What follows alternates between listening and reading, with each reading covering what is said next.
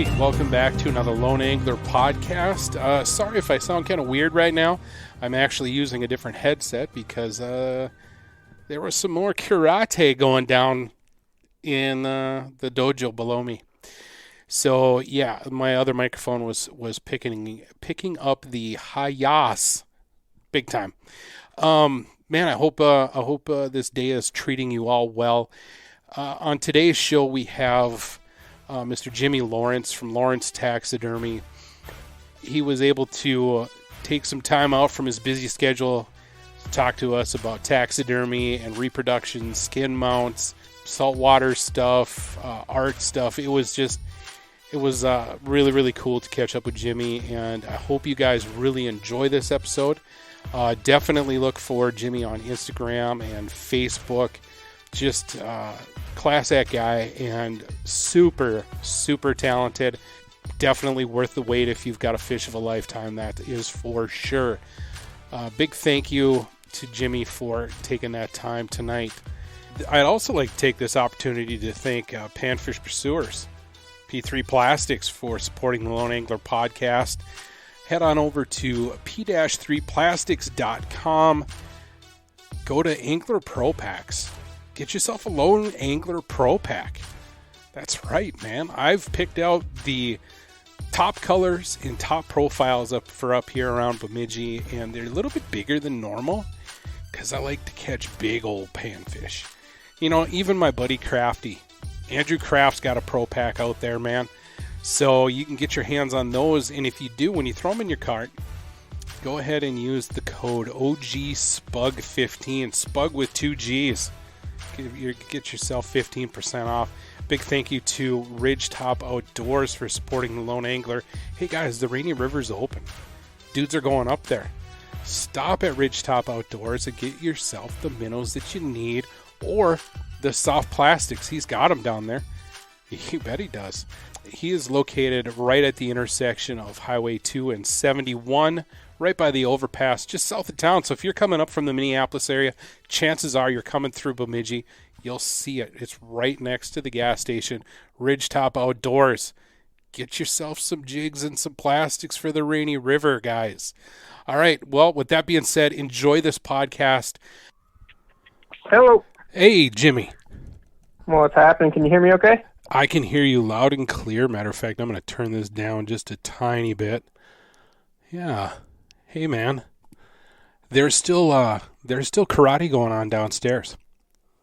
Nice. That's fun. I think what I need to do is just stop in there one night after work and see if they have a schedule posted somewhere so I can see what's up. So I switched, instead of using my standard microphone, I'm using a headset. So, okay. And what I can hear is very little of the hi-ya going on in the background. I love this apartment. That's the only drawback, is the karate dojo right below Gotcha. me. Right below me. Yeah. Hey man, that's just life living in an apartment downtown. That it is. Yeah, man. Dude, I have been wanting to talk to you about your skills, your business, your passion, and taxidermy, and all the other stuff, even outside of that, for a long time, my guy. So I wanted to say thanks for taking time out of your uber busy schedule to talk to me. Oh, sure, man. I'd love to. No problem. I enjoy catching up. Yeah, man. Well, let's just dive right into it. Like, when did you find interest in taxidermy? So basically, ever since I could walk, or even a little bit before then, I think probably I've been just obsessed with fish, and fish and fishing, and just I just love it and have always done it. I guess when I was a little kid, I would sit and fish in mud puddles in front of my house, and my mom and dad would just think that was the craziest thing. But so from like the earliest age that I can remember, fishing has been like my number one thought process. And when I was I would have been 15 going on 16, I caught an 8.5 pound bass. Ooh. And I begged and begged and begged my mom to get this mounted, and we didn't have any money growing up. So she's like, well, this is your birthday and Christmas and Easter and Valentine's Day for like the rest of your life. So I called around, and of course I had no idea, anything about taxidermy or taxidermist or anything like that. So I called, looked in the phone book, because that's, what you did, and found like 3 reasonably local taxidermists to me, and called. The first one, didn't answer. The second one told me that he didn't basically want to mess with fish at all, in a very rude and gruff voice. And then the third one was very nice and excited and asked me what I caught it on, and, was very personable. So I took it to him. And I think, man, I tell you what's crazy is I think it was like $7 an inch, maybe. Wow. I mean, it wasn't, like this has been, way back in the day, but still, like, it wasn't much. And I think that guy told me like a year, let's say. And I think I called that guy every month for the next year.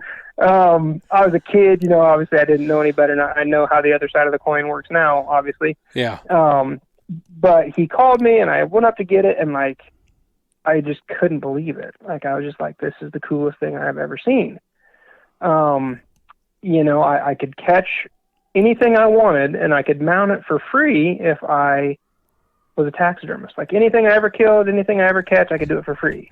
Of course, not realizing that literally everything cost money and supplies and everything else. But that was my thought process going in, Right. So I did some research, and I found an old taxidermy magazine, and I ordered a fish taxidermy manual, 2 of them actually, and then a VHS tape, because there again, like, that's just, what you had, and watched those. And I think the DVD was made, or the VHS rather, was made in the early 80s. Oh, sweet. So watched that, and I would go down to the pond right behind my house, and I would catch a fish, and I would practice skinning it. And I would ruin it, and I'd throw it in the trash, and then I'd go back down to the pond the next night and catch another one and skin it and ruin it and go back, so on and so forth, until I finally got one to hold together enough to be mounted. So then I mounted it and let it dry, and then did all the paint work and all that other stuff, on it to the best of my abilities. And I thought, what, this is awesome. I've got a picture of that first fish. I don't actually have the fish anymore. Oh, I was going to ask you that. Yeah. I wish I did, and truthfully, I don't know what happened to it. I don't know, because I've traveled a lot. Before I had my son, I traveled all the time. Like, I moved different places, and I worked for different people, so I was always bouncing around a lot, working and learning and, living life. So I don't know if one of those moves I tossed it, or if it got broken I tossed it, or if I left it somewhere. I'm not sure. But while I was in high school, so I would have started that when I was 17. Okay.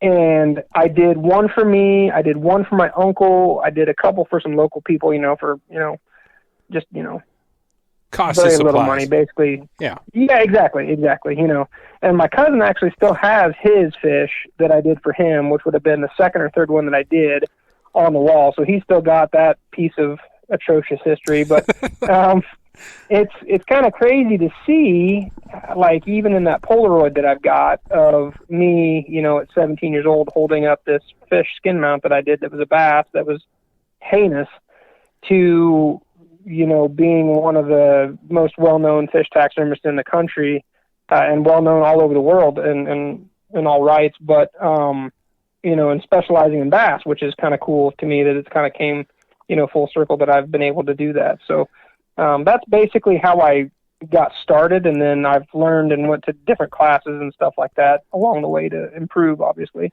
Yeah, so it all got started because you wanted, fish mounts were super cool, you were into fishing, and you said, man, to save money, I'll just mount my own. That's pretty awesome, man. And I think that same thing applies to just general fishermen, whether they're in taxidermy or not. Like, I am on this new fly fishing journey, and all winter I'm like, oh, this is cool, man. I'm making lures for all summer long. I'm making flies, disregarding the fact that I just started into fly tying, like, seriously. And I'll bet you I've spent $500 between hooks, fur, and beads. Oh, for sure. And in my head, though, I'm like, dude, I just whipped up, 20 ice jigs in 30 minutes. And saving money, and you didn't even pay for your vise. Exactly. All that cost kind of goes off to the side when you just get fired up about something. So, Yeah. so in your travels, so you started mounting. You said you traveled all over the country. Now, Yep. were you seeking out like apprenticeships for learning different skills, or just moving to general areas to mount different fish? So a little bit of both. I didn't obviously have the clientele and business that I do now, so I wasn't able to support myself full time. So I usually had a full-time job as well as the taxidermy. It was more of a hobby, more of a side gig at the time. But I was single and I didn't have any kids at the time, so I was able to just pretty much fly by the seat of my pants. And if I found a taxidermy shop that maybe needed help, I would just go there for, 1 week, 2 weeks, 3 weeks, a month. I was supposed to go down to Florida and work for a couple months, and I ended up staying there a year. So, Wow. it's just, yeah. So, and each person that I've worked with or worked for, whether they were as good or better than me or not, I still learned something from them in some aspect, whether it be business or, just anything, and but all these pieces from everybody that I've ever worked with or been around or seen, and then, obviously competed across the country in different shows and learned from all those seminars and associations, and just kind of meshed them all in with what I do to make the best that I could be with what I currently know, I guess. So I'm a bit of a sponge. Like, I never stop learning, so I look at fish pictures every day. I work on fish, not every day, but almost every day, but I'm always, no matter what, like, I'm always studying fish.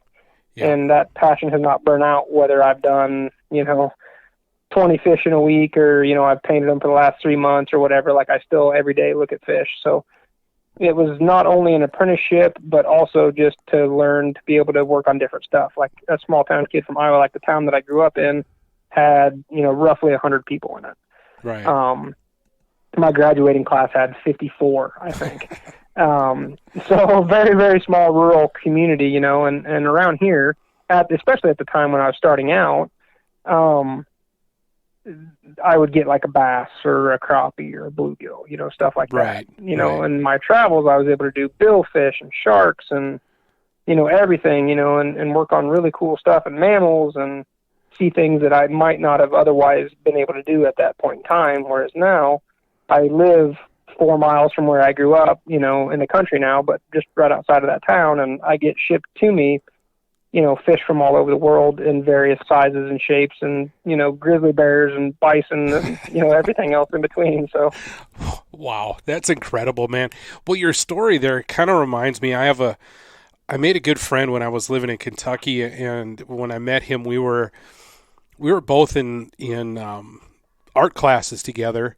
And then his name is Travis, and he went on to start apprenticing as a tattooist. And same kind of deal. Like, he stuck around in Kentucky for a little bit, and then he went to Chicago, then he went up to Boston, and I think he went out to Colorado, and now he's back in Kentucky. And well, same type of deal. He would go to various shops and work there for a couple of weeks, or I think he lived in Chicago for a couple years, just tattooing and learning from different people and stuff. mm-hmm. Very, very kind of similar. But so I think that was kind of cool that you went down to Florida and got a little taste of the salt life. That's something I've never experienced. I've never fished saltwater. I want to someday, but taxidermy, like, what, I guess, I don't know a better way to ask the question. What's more challenging, saltwater or freshwater? That's a complex question without a very super clear answer. With a lot of the saltwater stuff, it's better to do a reproduction. So if you don't have the fish and you have to order a reproduction, there's not reproductions for every shape, size, and fish. Right. So that's a bit of a conundrum. But as far as paint-wise goes, saltwater fish can be even more complex than the most complex freshwater fish, although, they're both challenging in their own right. For me, typically, saltwater fish tend to be a little bit easier because most of the saltwater fish I do aren't that complex in nature. like billfish and stuff like that seem to be a little less complex as far as the paint work goes. There's just a lot more of it. Right. So like suppose. so it's odd too, because the size of the fish doesn't necessarily dictate the time either, which is why a few years ago I had to set a minimum price, because I was spending more time on a 10-inch bluegill than I was a 28-inch, fish of a different species. And, the price per inch just wasn't working out. So, oh, that totally makes sense. I mean, I'm sitting here. Yeah. I have a replica of a 10 1/4 inch pumpkin seed done from Tim Overbaugh. Do you remember him? Yeah, I do. Yes. Yeah, he was. He's fallen off the radar. I don't know where he is these days, but a pumpkin seed, the color scheme on a pumpkin seed versus the color scheme of a walleye, I would say that even though that pumpkin seed is only 10 1/4 inches, which is big, would take a fair amount more time than a 30-inch walleye. Oh, absolutely. And Tim is just incredible. I've actually got an order for a personal fish of mine in with Tim right as we speak. Oh, really? So Tim is still is Tim is still in the game? He's still in the game. He's not on any sort of social media. You can't really find anything about him. He's just kind of a very low key, I guess would be the best way to describe it. But yeah, you don't really hear much about him or anything like that. But every once in a while, you'll see something posted, and you can tell right away that it's his. He has such a unique and complex painting style. A lot of it's done by hand, and he's such a perfectionist that it's really incredible. But yeah, I've wanted something from him for a long time, and I've never been able to really, number one, financially afford it, or had that much where I decided that I would do that, something of my own. But in the last few years, I've started collecting other pieces from other taxidermists that I respect. That's really cool. And that's something that I would have never thought to ask a taxidermist if they go out and seek mounts of their own. That's awesome. Yeah, there's a few that do, and it's just like any profession. You have, polar opposites of any kind. There's some taxidermists I know that wouldn't be caught dead giving anyone else a compliment or giving anyone else credit or having anybody else's things in their house. And I am the exact opposite. I have, just in my front room here, I've got 2 deer heads, one that I mounted, one that I had one of my great friends do. Jenna Everidge from Indiana, she did a deer for me here, and I traded a fish mount for her, just kind of did that deal. And that's what I like to do, is I like to do the trades, because, if another taxidermist wants something of mine and I want something of theirs, that's like the ultimate form of respect. You know what I mean? Oh, yeah. No, I totally understand that. I think that's really cool. Yeah, and then every fish that I've got in my house, with the exception of one, has been done by other people. So I've got 4 other people's fish actually in my house right now. So it's really a win-win for me, because number one, I get a really nice personal fish done for me that I have caught, that I've wanted, and it's done by a friend or a colleague. So that's a win. And number two, I know if I pay somebody to do it, like, it's going to get done. Yeah. Whether, because if I rely, like, I average about 10 years for me to get one of my stuff done. That seems to be how long it takes me to do one of my personal projects, is about 10 years. So it's just, I feel guilty, Yeah. Like, I have been so fortunate in my travels to catch so many cool things and experience so many cool things in nature that, I've got a bunch of stuff on my stuff to do list. And like, I've got molds in my shed that I've made that I have literally never pulled a cast out of because I haven't had time. Because it basically boils down to, if I spend a whole day doing something of me, then I'm not doing a customer's piece, then I'm getting further behind, and I'm spending money and not making money, and, that whole thing. Well, yeah, and there's only so much time in a day. I mean, you only got 24 hours in a day, and a guy needs to sleep, and you have a son. That's the other thing too. That changes everything. Oh yeah, I totally get it. I wouldn't trade my daughter for anything in the world. I love when she's here and we get to go out on our adventures. It just seems like everything else just goes by the wayside, and I'll get to it when I get to it. Yeah, that's exactly right. And I used to be, obviously, like I had my son very late in life. I was nearly 30, or pretty much 30, I guess. So that's later than most, but not as late as some. But so my lifestyle drastically changed. Like I was used to just dropping whatever I wanted to do and going to work, wherever I wanted, whenever I wanted. And now, he's 6 now.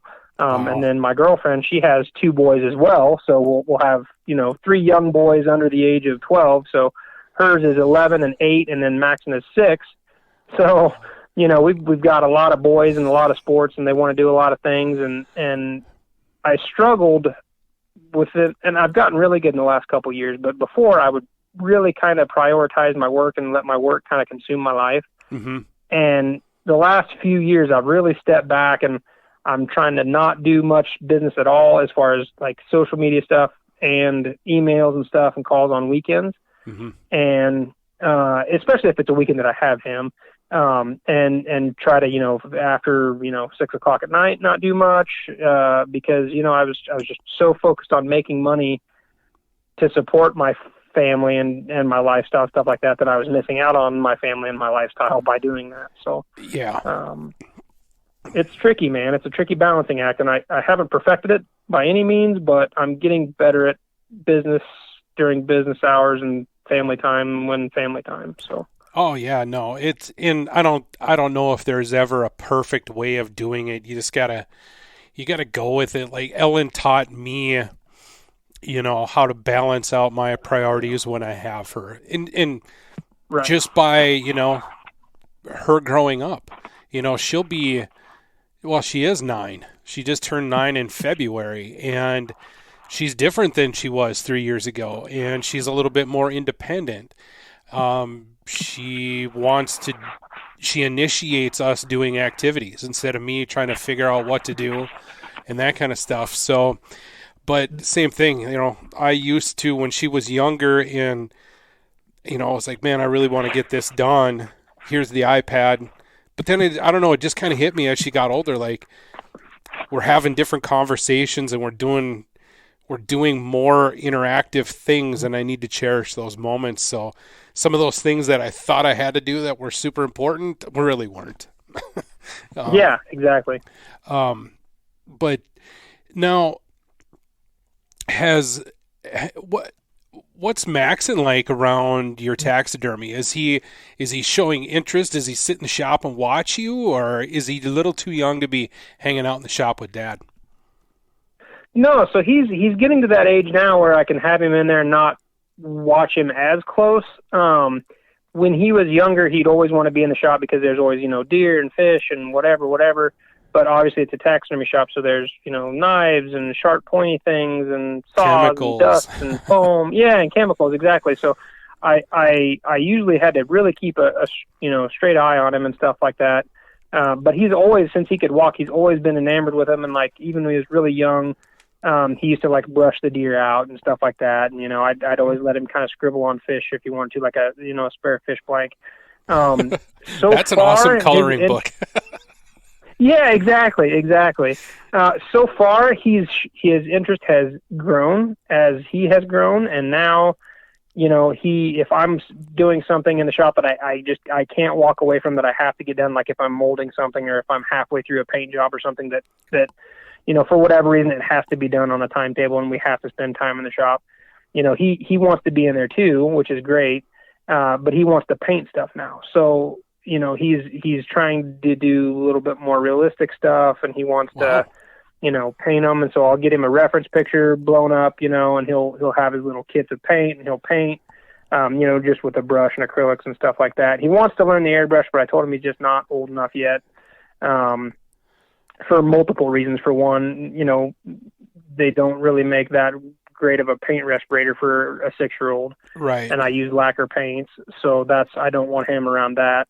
And, airbrushes and airbrush paint are very expensive. So I think down the road, I'll probably get, him a cheaper, airbrush where he can kind of practice with it and use water-based paints and kind of put him in front of the ventilation system and maybe have him wear a dust mask or something like that. But that's really about the only time I don't let him in the shop is if I am painting or if I am laying up anything with fiberglass resin, just because the fumes and stuff are not healthy for him or for anybody really, but especially right. for him. So I'm pretty careful about that stuff. It doesn't bother me and it doesn't faze me. I've just been around it so much, but I really play that pretty seriously with him. So he's a great help though. Like, he's very interested in the fish. He wants to look at them. He wants to see them. He'll help me measure them. He'll hand me tools. That's awesome. Yeah, and it's one of those things that I don't push it ever. Like, if I say, hey, do you want to go out and hang out in the shop while I work? If he says no, then we won't, or he won't. And like I said, he's old enough now where my shop's about 15 feet from my house. So if he wants to stay inside and, watch TV, color, do whatever, he can do that inside the house. My showroom actually is pretty much all his room for the most part. He's got a big coffee table full of stuff. He's got Play-Doh and kinetic sand and, all kinds of stuff. He's got a jewelry case full of stuff that we find on our adventures. It's just mostly cow bones and stuff like that. But yeah, so he's really good now about, finding something to do and stuff like that. But I hope that when he gets older, his interest continues, but I don't push it. I don't want him to be burnt out on it. I don't want him to feel like he has to do it. He has to show an interest in it. I want that to be his decision. I want him to be as involved as he wants to be. And if he wants to take it over someday and work for me or with me or, to have that as his business, that would be, that would be wonderful. Yeah, no, I totally get that. And I respect that. I'm the same way with Ellen.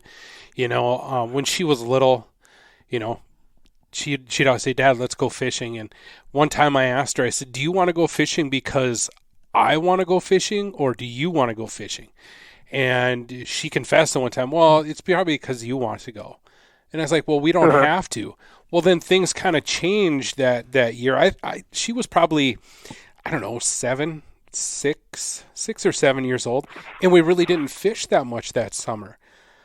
And I said to myself, even when she was born, I'm like, I'm not going to cram fishing down her throat. As much as I love it, I'm just going to try to do it. And if it's something that she asks questions about or shows interest, we'll go with that, but I'll never push it. And I bought her a float tube because I wanted her to try it out last summer.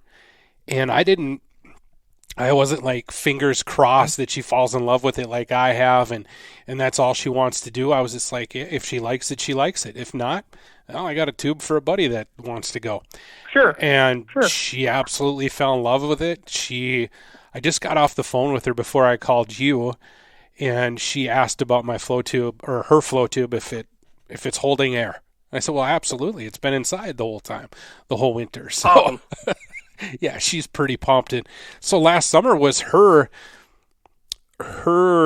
maiden voyage, and I kept us connected for 15, 20 minutes, and then I undid the strap, and she kind of freaked out, but then she realized that. And this was the coolest thing ever, Jimmy. She realized that she's in control of her boat. And I kicked away and I fished, but then I stopped fishing and I would just watch her.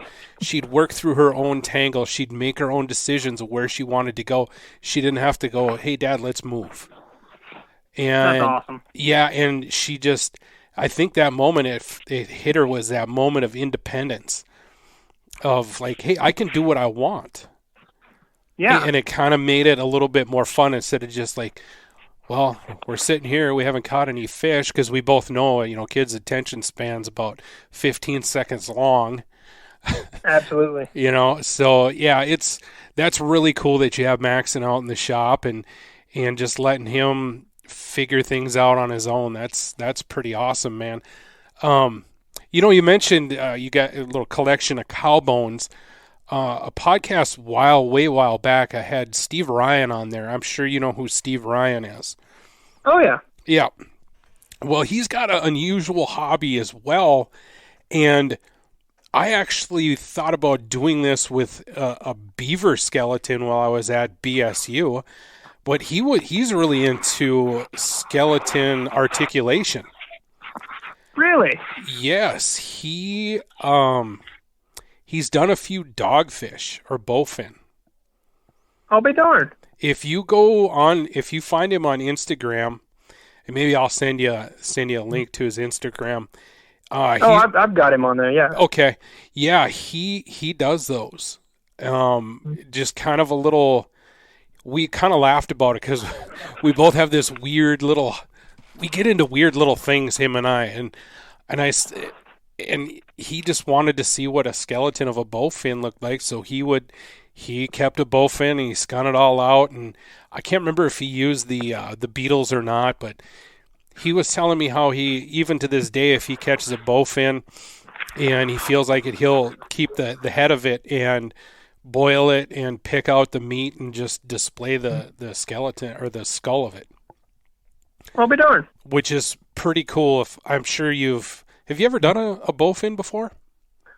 I haven't, but I've actually got 2 from Louisiana that a guy next day aired that I'm going to be working on before the end of the year. So I'll after I get done molding the heads for those, I'll have to look into getting those clean for sure. It is something right out of Jurassic Park, man. They are wild with all them teeth. I mean, they look mean as hell. They really do. They're really kind of cool. But I had that idea of doing a beaver skeleton and then putting that skeleton back together for one of my model making classes or something like that. But I just couldn't get a carcass. And then I also looked at, there's a guy just south of town here in Park Rapids that's got the beetles, and I can't remember what he charged. And of course, I was a college student living off Little Caesars and ramen. So sure, paying him a couple $100 to have his beetles eat a beaver was kind of out of the question for me, but I'd still like to do it this day. Just throw all the bones in a box and I'll figure it out. Yeah, that's awesome, man. I've got a couple things. We've got a bunch of stuff in in that jewelry case, but a lot of it's like if we find a cool bone, if we find fossils, or if we find a cool feather, or whatever. But I've also got like coyote skulls in there and bobcat skulls, just different things from trapping and hunting and stuff like that. And a couple of them were customers' pieces that they didn't, want the skull back. And then I did a really big long-nosed gar a long time ago. This has been over 10 years ago now. No, probably right at 10 years, actually. I think it was probably 2012 or 13 maybe. But I molded it was the Nebraska state record long-nosed gar at the time and stuff like that. And after we molded, I sent the head off to get beetle clean. So I've got this beetle clean long-nosed gar skull that's probably, wow. Oh, I don't know, 14 inches long or so. But yeah, with all the rows of teeth and everything in there, it's super, super cool. That is very, very cool. What's the most complicated freshwater fish that you've done? Boy, both just, either making a replica, skin mounting, painting.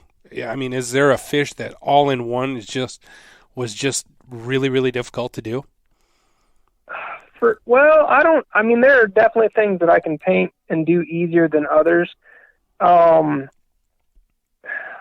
Molding that gar was difficult just because the texture of the scales in the mold grab the cast, so they're like sandpaper. Like a gar scales are like sandpaper. So you make the mold, and the mold is fine, but trying to get the part to pull out of that mold was very, very problematic.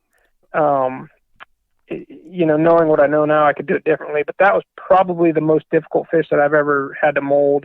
And I've molded, giant striped bass and catfish and carp and buffalo and, all kinds of stuff in between. But the gar was probably the trickiest. I've got some cool stuff coming up to mold. Like I just molded a big mouth buffalo and a giant striper, but I've got to mold a big tautog from the Northeast, from like New Jersey or somewhere, Connecticut. I can't remember where the gentleman's from, but that'll be kind of difficult. And then what was that fish called? It's called a tautog. Is it saltwater? They've got it is. Yep. And they've got kind of weird looking teeth. They're really kind of an ugly fish, but they're super cool. But this is a really big one. So that'll be cool to mold. And then I've got a snakehead from Virginia to mold, which is kind of neat. Yeah, very similar to a bowfin, Yep. it's in many ways. So that'll be kind of cool. And then let's see, what else do I have that's super super cool. And then I've got salmon and trout and everything in between. But those are some of the cooler, more unusual things that I've got to mold. And then I've molded some other saltwater stuff too. But paint wise, that's tricky. Like sunfish of any variety are tricky and involved to paint because there's so much going on with it. Like a pumpkin seed or some of the Yep. hybrids are really, really tricky. Crappie for me have always been kind of a struggle. I can do okay on their bodies a lot of times, but a lot of times their fins throw me for a loop. But I'm getting more comfortable, but they're still not where I would like them to be. But panfish are probably just Yeah. in general some of the stuff that I struggle with the most, just because there's so much going on and their scales are so small, and it's a lot, and it's very involved, and it's a lot of layers. But I'm always changing things. I'm always changing the different paints and the mediums that I'm using and the brushes and the steps in which I apply the color, and I'm always figuring out different and better ways, and I'm moving forward, which is good. Where you get in trouble is where you just kind of get stagnant and you don't learn and you don't change your methods and you don't improve, and then you just you're doing the same Yeah, you're just kind of quality of there. work. Yeah. Yeah, you're just kind of there, and I'm always trying to do stuff differently. I'm always trying to make different parts and do different things, and always stepping my game up as much as I can within the time constraints of commercial fish taxidermy. So that's another point too that you have to look at is, there's a difference between like show quality competition taxidermy and commercial taxidermy. Yep. So you've got to be able to put the most, the best work you can do in the time frame that your money, your price per inch allows, so you don't want to do, really poor work for your customers, but you also can't afford to spend 1 week painting one fish. It doesn't pencil out unless you're getting compensated for that time, Right. Right. No, that makes perfect sense. Yeah, my goal has always just been to do really nice, clean, pleasing customer work. That's my goal for commercial work. Is I want it to be clean, I want it to be neat, I want it to be pleasing, and nice. I do a lot of fish a year, and I try to make sure that the quality is consistent and nice. That's the tricky part when you're doing a large volume of fish, is trying to make sure that they're all, nice and, top-notch stuff, and you're not doing, assembly line, very basic stuff. Well, yeah, and Jimmy, your work just, I mean, it's I usually when I talk about your work to friends or coworkers, when the fish mount talk starts chirping up, I'm usually quite speechless, and I just say, man, go find him on Instagram or Facebook and just see for yourself.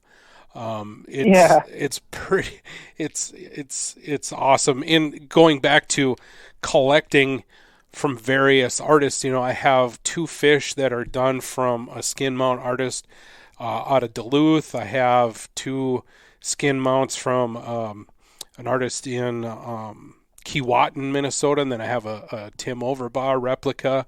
Eventually, I will get one from you, and I know there's been promises made for a giant rock bass, but I've literally went out fishing 4 times this winter. I just wanted to take the winter off and tie flies, and I'm starting to get that old man thing, like where it becomes too much work. I just don't want to do it.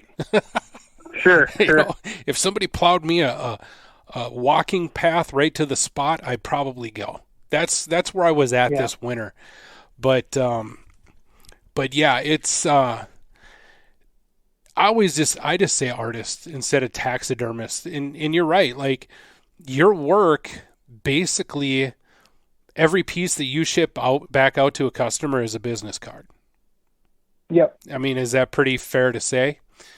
So yep, that's fair. Yep. So keeping that quality up is really, really important. And just this last couple of years, I learned a guy that I graduated with, who even in high school, we were friends and stuff. We both had S10 4x4s. We were into that stuff for a little bit, and I knew he deer hunted and he, fished once in a while. But come to find out, he's a taxidermist down in the Minneapolis area.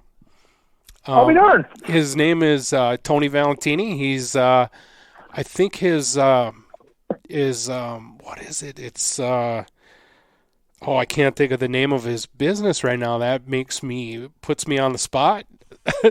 Artistic Visions. Yeah, I think that's close. I talked to him at the ice show a couple years ago. Yeah, I graduated high school with him, and I had no. That's crazy. You know what? In growing up with him, like he didn't portray himself as the artist type. Like, I always had a sketchbook or something with me, or I was doodling, and I never really saw Tony doing much of any of that.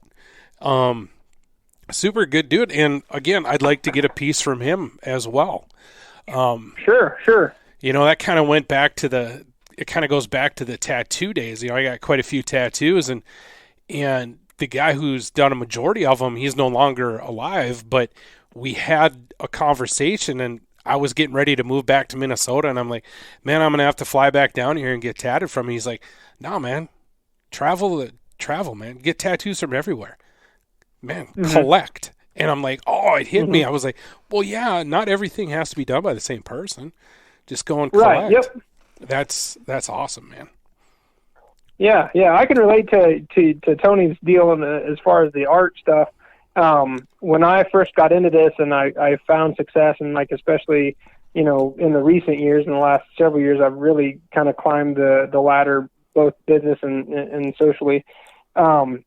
Everybody like in school that knew me teacher wise are still all floored because I was not a great student at all as far as like art.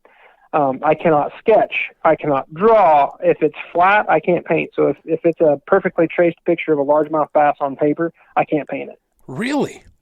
That's interesting. It has to be Yeah, it is. It's however, like I can see it, I know how to go about it, but I can't make it happen. It loses it from my mind to my hands. I have to hold it. It has to be three-dimensional, and I've found that that's the way that I work and I learn with all aspects of life. Like I can woodwork, I can sculpt, I can weld, I can, anything I can hold onto or touch or run my hands across, I can figure it out. But yeah, for whatever reason, flat art, I can't see the lines. I can't paint. I don't know. It's super frustrating because I really want that skill. But yeah, if I were to go try to do this, and try to go to an art school or any sort of formal education, they would laugh me right out of the building. But somehow in my dysfunction, I have found functionality. Well, I was going to ask you that question. Like if you do sit around and sketch or draw and that kind of stuff, but I totally understand what you're talking about in having that ability to process information in 3D form. Right. I can do both. One better than the other. I work on the 2D stuff. I have my sketchbooks. I'm trying to find my own kind of style. I like cartoon drawing a lot better than realistic stuff, although I can do some realistic stuff. But when it comes to 3D, I'm better at doing, give me a block of clay and I can create a really cool character. Man, right. My 2D is so, but I'm better in that three-dimensional. So I know exactly what you're talking about in that realm. That's interesting though. I kind of, to be honest with you, I kind of took you as a guy that in the evenings when things are chill, you whip out a little sketchbook and do some drawings. And do you wood carve too or no?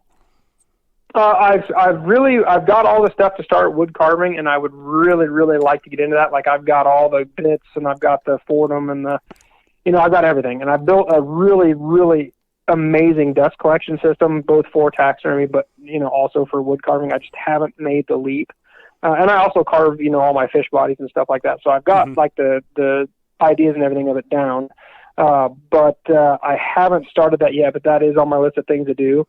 And I do sketch. I sketch all the time. I have a sketch pad right beside my chair. Just, you're right, but they're just terrible. Oh.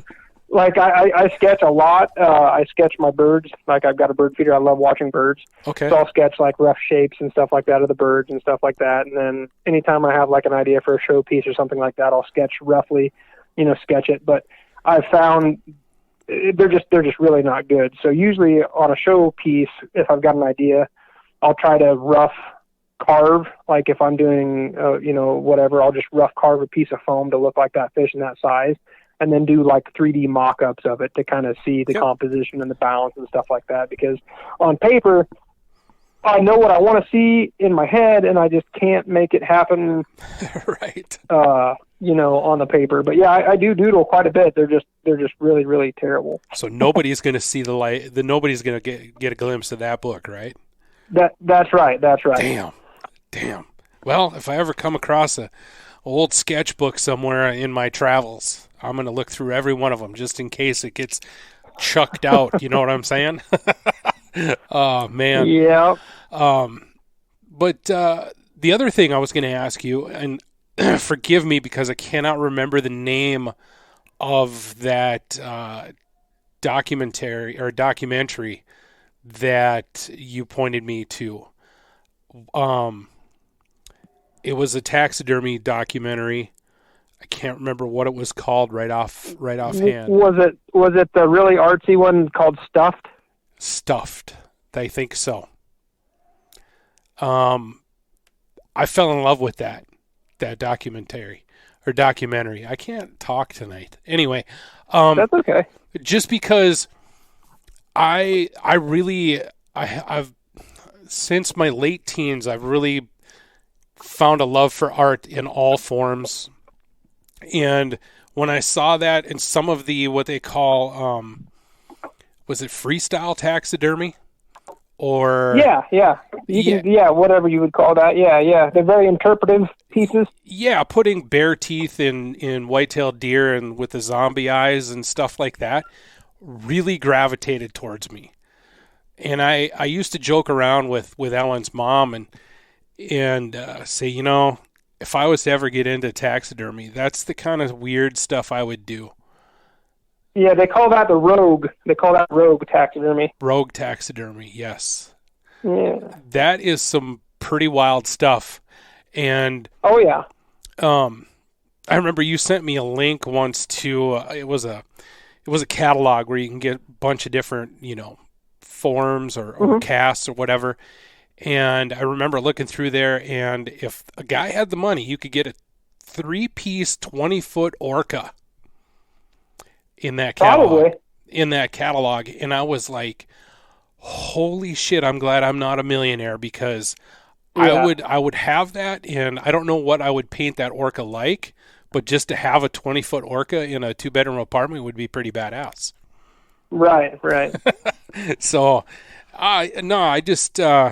I think what you do is really awesome in the fact too of replicas. Do you do more replicas than skin mounts?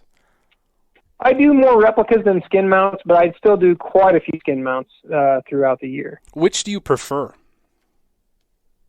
Honestly, I like replicas a lot better just because there's less mess, less shrinkage, less time spent as a general rule.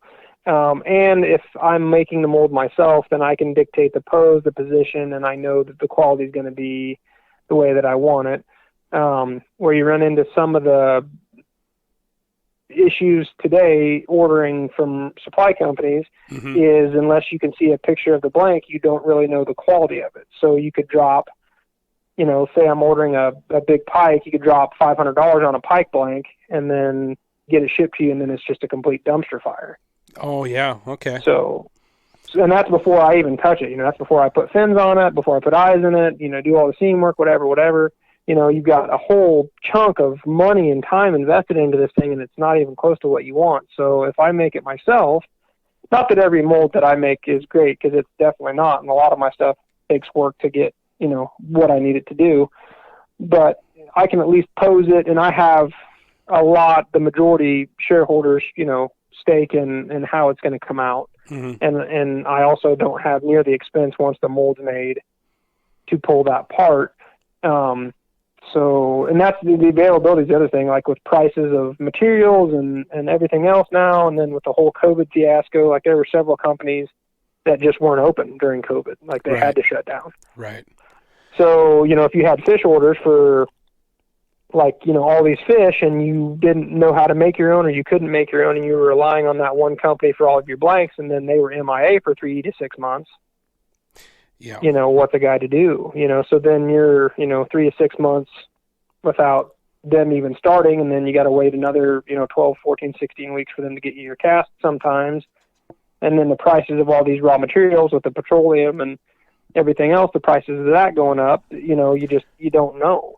So it's crazy times, it's crazy times for taxidermists and it's crazy times for supply companies because there's never been probably ever more taxidermists than there is now. There is a greater surge, I think, in taxidermists now than I have ever seen in the last. I've been doing it for almost 18 years, and there are just taxidermists all the time now. Some come, some go, as quick as, hanging the shingle and ripping it off the roof. But some of them stick around, but, the vast majority of them get in it, get in over their head and get out. But I don't know, man. It's weird. So it's one thing where you got to make sure you can do a bit of everything. You can do some skin mounts. You can do some replicas. Yeah. You can make your own parts. That's one thing that I pride myself on is I can do all of it. Like I can do skin mounts. I can do my own calf parts. I can make my own replicas. I can do it all, Yeah. Whereas some, and that's what most of the people that are joining today are. I would say 80% or better of the fish taxidermists out there are just doing replicas, and they're not making them. Gotcha.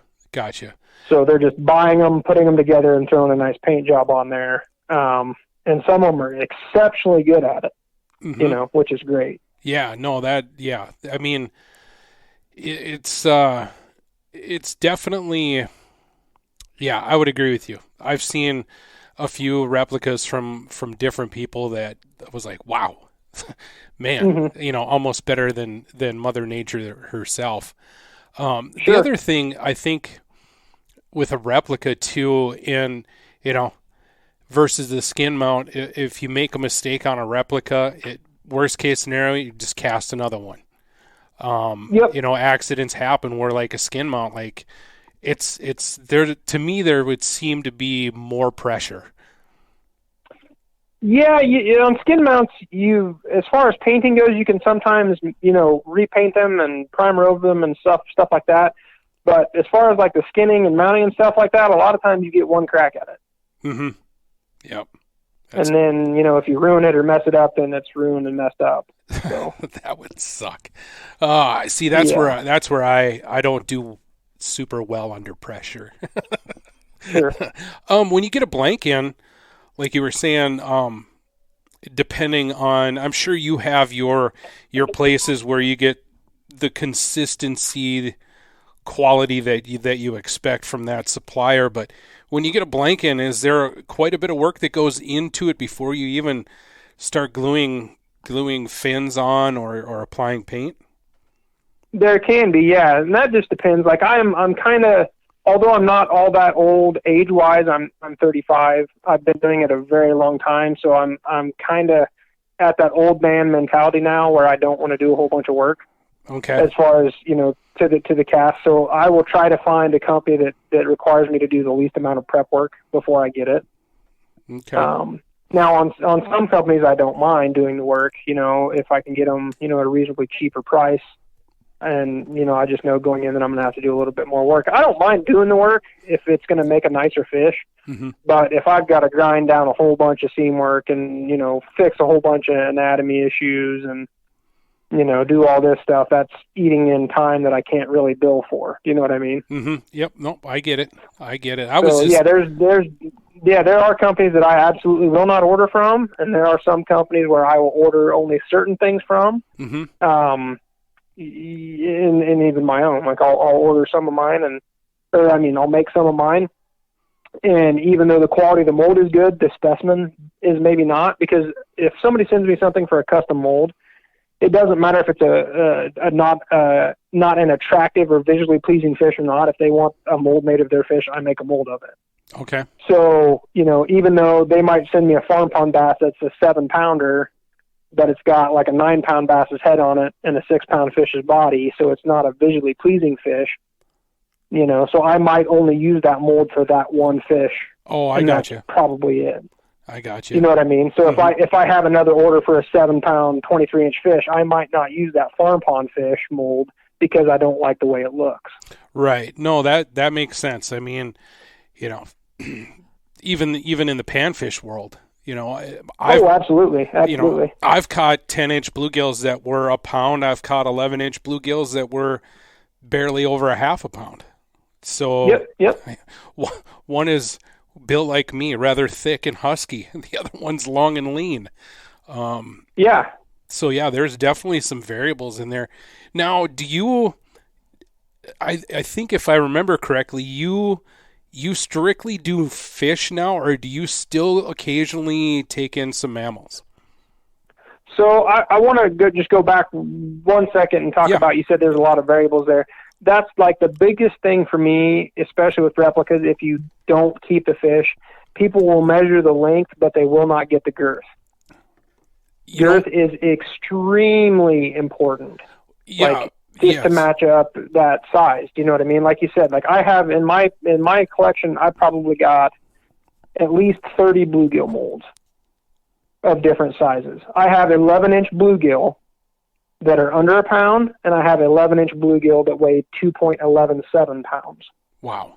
Yeah. No, that. So, yeah. People don't measure girth, and they're like, well, I wanted to get her back in the water. But then they send me a 6-minute-long GoPro video of them taking, holding it up and getting all their hero shots and stuff like that. I'm like, dude, it takes less than 10 seconds to measure the girth. Right. Well, hey, since we're talking about that, why don't you, if you don't mind, drop your, hey, what to do if you want to get a replica made or a skin mount, or if you can make a hybrid of both, I guess. It's up to you. Yeah. So if you catch a fish, the first thing you want to do is keep that fish in as good a condition as you can. Don't put it in a wire basket if you can help it. Don't gut it. If you have to put it on a stringer, cause the least amount of damage that you can, but definitely don't gut it or anything like that. And wire baskets are really, really hard on fish fins. Oof, yeah. So take as nice of care as you can of that fish, and obviously freeze it as soon as you possibly can. If you're going to do a replica and you plan on releasing the fish, get 1 or 2 great overall clear pictures, not in the direct sun, not in the shadows, just try to get a happy medium there for sun exposure, and then measure the total length and then the total circumference all around the belly. Don't measure the height. No, my bluegill was 5 inches from top to bottom. Measure the entire circumference, tucking the fins down around the fattest part of the fish. And that's good if you're going to release it. If you're going to keep the fish for either a skin mount or a custom molded replica, keep the fish wet. Try not to keep it on, throw a bunch of ice on it or something like that. You can put it in ice water is fine, but don't, dent it up with a bunch of ice and stuff like that. Take it home, wrap it up, lay it on a table, wrap it up in saran wrap, nice and easy folding all the fins down, making sure you're not folding, the fins over, creasing the fins. And then take that and wrap that up in a wet T-shirt or a wet bath towel, like a burrito, and then wrap that up in a couple trash bags really good tight, like a burrito as well, so no air can get to it, and then freeze it as flat as possible. You don't need to card the fins with cardboard. You don't want to do newspaper. You don't want to do paper towels. You don't want to tape it to a board. You just set it into a freezer nice and fairly flat, and that wet towel and all that stuff will create a rock-hard barrier around the fish and keep it protected. And then it'll last like that as long as no air gets it to it for years.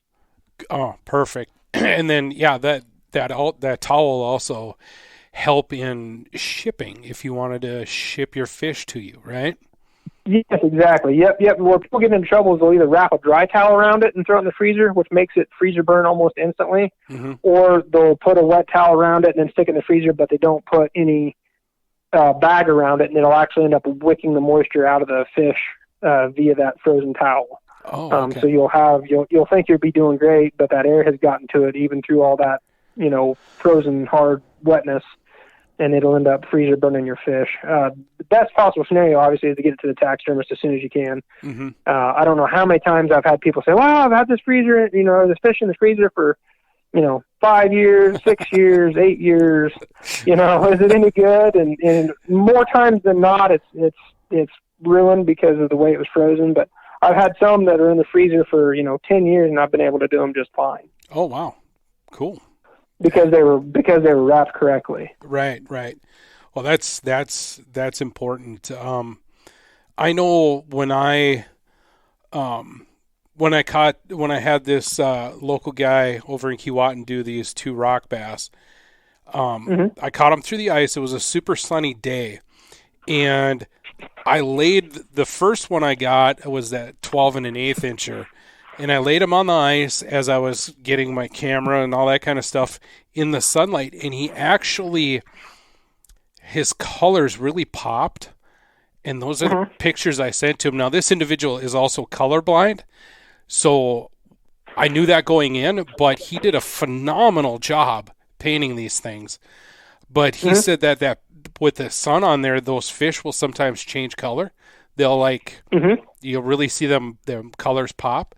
So that was really helpful. And then he also appreciated I was able to get a really nice, almost macro shot of the eye. And because sometimes those eyes can vary. Would you recommend a good single shot of the eye? Typically, like I tell people to get like a good overall shot and then a close-up picture of the head, which usually encases the eye there as well. But yeah, eyes are pretty cool too. Like they can vary within a species, and they can be species specific as well. Like rock bass have a very specific, coloration in their iris. Same thing with smallmouth. Like they can be bright blood red, and they can be brown, and they can be dark, and things like that. Bluegill sunfish in general vary quite a bit. Black crappie and white crappie are pretty normal, about the same. Black crappie and white crappie have different colored eyes, but they usually are within the same range. But yeah. Panfish have several, as far as like the, I should say like, bluegill, hybrid bluegill, pumpkin seeds, all those, smaller sunfish species and panfish species can really vary quite a little bit. With body of water, species, their moods, all that stuff. Yeah. Well, I had a buddy here in town. He actually held the state record burbot for a couple of years, and then it got broke again, but he caught that burbot up at Lake of the Woods. And we all know that us burbot anglers down here know that the Lake of the Woods burbots, although they get rather large, 20 plus pounds, they're also very, very ugly. They're not the dark olive, green, and gold that you find down here in Bemidji. They're more brown, gray, and reddish brown. They still have those kind of subtle markings, but he had his fish done. It was a skin mount. The guy he's no longer, he retired, but he carved the body out of foam and all that stuff. But he had it painted like a Bemidji area burbot instead of the Lake of the Woods burbot, which I see. Which I totally agree. Like I said, they're not the most pleasant looking coming out of Lake of the Woods versus the ones that we get down here. And, back when I was burbot fishing all the time, it was always fun to see those comments like, wow, I never knew that those things could get so cool looking. I think you and I have even had a discussion like, hey, Jimmy, you've ever molded one of these suckers? Yeah, exactly. And you said, man, and you're right. After I had that conversation with you many years ago, I remember cleaning some burbot the next morning, and it was like trying to fillet Jello. There's no real skeletal structure to them. Yep. So I was like, yeah, man, it would be really hard to get a mold of one of these things. Yeah, that's the struggle we face when we're molding fish, is because obviously the fish that we're molding are dead. So as soon as their heart stops beating, whether it's a bird, a fish, a mammal, everything changes. Blood pressure drops, tissues, expand and contract, and then anything that's soft, like a catfish, a paddlefish, a burbot, things of that nature where they're more smooth-skinned versus large-scaled fish. They really collapse. Trout are the same way. Even big trout, as soon as they die, they get mushy and soft and denty. So that impacts, your mold and stuff like that. It's just, you're up against it sometimes. And even like really, especially I do a lot of those fish from Cascade, Idaho. And they're all super, super egged up pot-bellied perch, and they're all just soft and deflated and gross by the time I get them. So I've got to go back in and inject those and get them back up to shape before I mold them or before I pattern them and things like that. So you have to watch out for that. But yeah, the burbot, they're such a cool fish. I don't know that they'd be a problem, but I have a high suspicion that they would be a nightmare. Oh yeah, it would almost, if I really, really wanted one, it would be a jump in the car and start heading south situation, because I would try to get it to you as fresh as possible. Because, like I said, I've tried to flay them the next morning, and it's damn near impossible, to the point where I remember one year I put it back in the freezer for a day or two. I mean, it tasted fine, but just to firm the thing up, I couldn't get the back straps out. There was no rigidity there to get the meat that I wanted out of it. It was gross. It was super gross. Yep, fresh is the best, regardless of what it is as far as taxidermy goes. So whether it's, like I said, birds, fish, mammals, doesn't matter. The sooner you can get it to the taxidermist in the nicest shape that you can get it there, makes our job a lot easier and makes the finished product nicer. If you hand me, chicken poop, it's hard for me to turn it into chicken soup. So. That's a great saying. I'm going to probably use that for the title of this podcast. Perfect. Yeah. No, it was, I suppose, man, we've gone on just a little bit over an hour now. Do you believe that? Yeah. That's crazy. Yeah, it goes by super fast. It really does. It's hard to do like a 30-minute podcast. Sure. Because, you just get to talking, especially guys that are really passionate about fishing. Who knows where the conversation goes. But I do enjoy sending you pictures of those European redfin perch. Oh, yeah. They're awesome. That last one I sent to you, was it?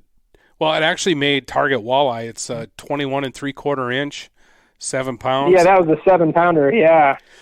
I looked at that, and that's primarily what I watch on YouTube is European fishing. I'm just fascinated with it. I'm fascinated with all the different species. Matter of fact, a guest on here, Tyler Winter, if you want to watch something really cool, maybe you have watched this. It's on Amazon Prime, but it's a docu-series on catching carp, trench, rudd, and various other rough fish from Europe. I have not watched that, but I need to do that. I'll send you a link. It's Chasing the Record, I think is what it's called. But I'll send you a link to it. It's really, really cool. And so I'm always, looking at these European perch, and that picture, I zoomed in on it, and I'm like, you know what? I'll bet you Jimmy's got a smallmouth mold that's that exact same thing, and you could literally paint it like one of those European perch, and you probably couldn't tell the difference. At least over here. Maybe over there you would be, but even looking at where the jaw hinges and lining it up with its eye, I mean, they're almost like perch-colored smallmouth over there. It's crazy. Yeah, they're a little, their fin placement and stuff's obviously different, and then their caudal section back by their tail is super, super small compared to a smallmouth. But yeah, you could do some funny stuff. I know a lot of people back in the day used to use Goliath grouper, Jewfish Goliath grouper blanks, and they would paint them up like largemouth because to the general public, because they've got such a giant mouth. And then they've got that spiny dorsal that you can paint up like a largemouth, and people are like, "Oh, hey, man, that's like huge, largemouth." 400-pound largemouth. So yeah, you can interchange them quite a little bit, with some different kind of species and do some cool stuff. There's some cool people on Instagram that paint, like saltwater fish and stuff like that, like trout and salmon, and they'll do like murals on saltwater blanks and stuff like that are cool. Incredibly talented.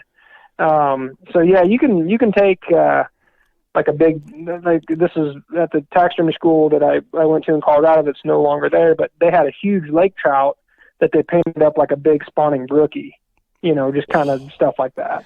Man, I've actually thought of that kind of stuff before.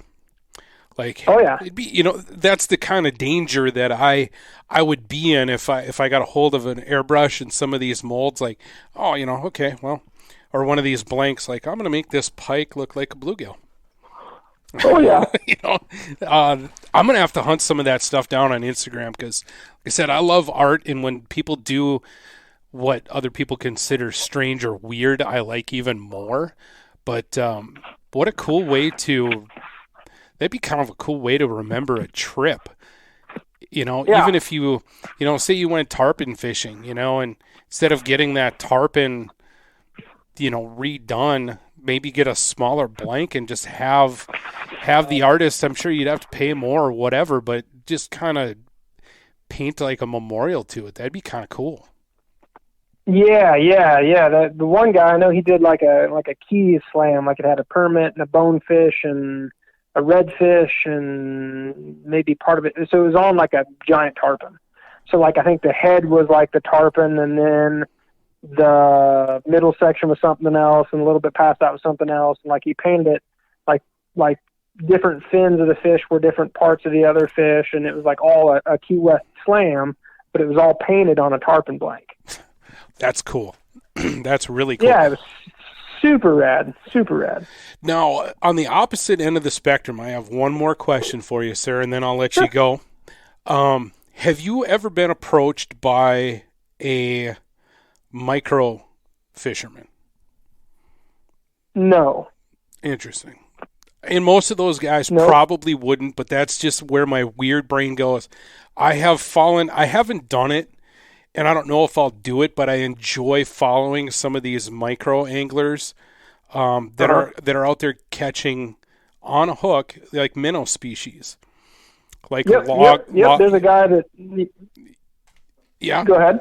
I was just gonna say, like, log perch and the various different darters and chubs and all that kind of stuff, and I could just see you getting a box and you open it up and there's 40 different minnows in there. Yeah, no, I follow a couple guys on Facebook and Instagram that specifically target the small stuff like that, the rough fish and the small micro fishing stuff, and some of that stuff is just I wouldn't even know how to start painting it because it's so small, It's small, and yet some of them are very, very pretty, very cool looking. Oh, it's as pretty as any tropical fish in a tank for sure, and it's fish that are in creeks and stuff that you drive past and never give a second thought about it. Yeah. I follow a guy on TikTok that does a lot of that micro fishing, and he's got these little boxes. He puts water in there, and he'll take pictures of it, and then he's on his phone referencing to see it, to identify this type of darter, and then he lets it go. It's pretty neat. Yeah, and it's I don't know, it's really crazy. I enjoy a little bit of that myself, just doing the stuff around here. But yeah, that would be kind of cool, honestly, to work on some of that. But I definitely need some opti-visors to work on it, I think. Yeah, that could be a hair-pulling situation. Although at the end, I'm kind of thinking, here's this big glass shadow box with all these different minnow species all replicated in there. That'd be pretty wild. It would be super, super cool. Yeah. But man, I'm going to let you go because I know you're a super busy guy. And again, I want to thank you for taking time to talk to me, and it's been a real hoot. We should definitely do this again, Jimmy. Yeah, man, I really enjoyed it. I look forward to some future chats for sure. Absolutely, man. Well, you have a good night, and if you ever need anything, holler at me. I appreciate it, man. Thank you for having me on. All right, talk to you later, bud. See ya. Bye.